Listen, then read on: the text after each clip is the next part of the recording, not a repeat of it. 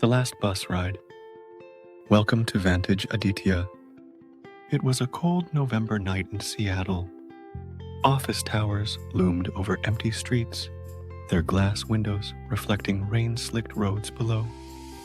Inside one of those towers, a young man named Daniel Hayes sat frozen in front of his computer screen. The email subject line was simple: decision regarding your promotion. His hands trembled as he clicked it open. And just like that, his heart sank. The promotion he had spent years chasing, the role he had sacrificed weekends and friendships for, had been given to someone else. Daniel shut down his computer, packed his worn leather bag, and walked out of the office. The city lights, once a symbol of ambition, now felt like mocking neon signs. He whispered to himself, "I gave it everything, and still, I wasn't enough." At the bus stop, the rain drizzled softly, tapping against the metal roof. People huddled with umbrellas, impatient and restless. Daniel pulled his coat tighter, eyes lost in the reflection of streetlights on puddles.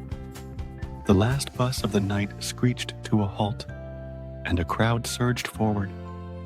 That's when he noticed her. An elderly woman, fragile, silver hair tucked under a knitted cap, clutching a small grocery bag.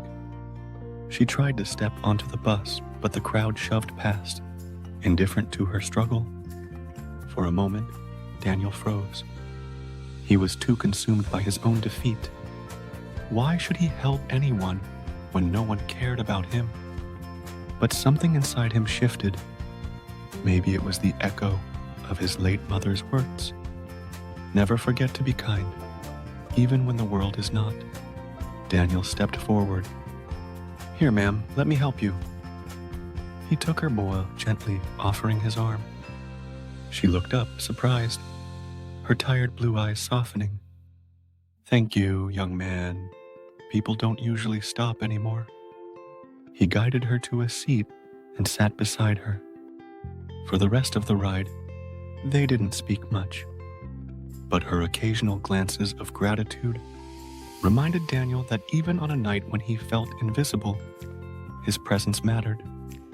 When the bus reached her stop, Daniel carried her bag down. The rain had grown heavier, so he sheltered her with his coat until she reached her small wooden porch. She smiled, placing a hand on his shoulder. "You've done more than you know, son.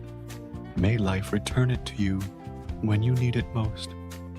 Daniel nodded, forcing a faint smile, and boarded the bus again.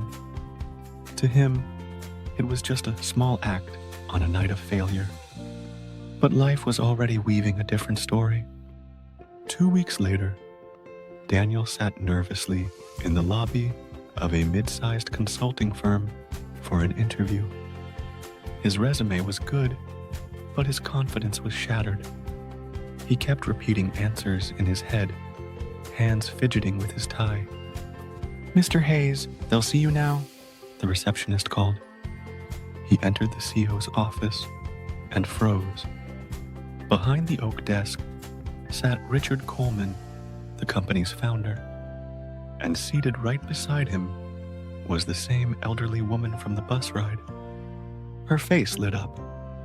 "That's him, Richard. The young man I told you about. The one who helped me that rainy night." The CEO leaned forward, studying Daniel. "You met my mother." Daniel's breath caught in his chest. Richard smiled, extending his hand. "If you can treat a stranger with that kind of respect, I know how you'll treat my clients and my people. Welcome to the team." Daniel's eyes welled with tears as he shook his hand. It wasn't just a job. It was validation. A reminder that his worth wasn't tied to one rejection, but to the kind of man he chose to be when no one was watching. Life lesson: sometimes rejection is not an ending, but a redirection. And sometimes, in our darkest moments, The smallest act of kindness becomes the bridge to our brightest tomorrow. So remember, when you feel invisible, don't stop being human, because life has a way of remembering kindness and returning it when you least expect it. Subscribe to Vantage Aditya, where stories meet life lessons.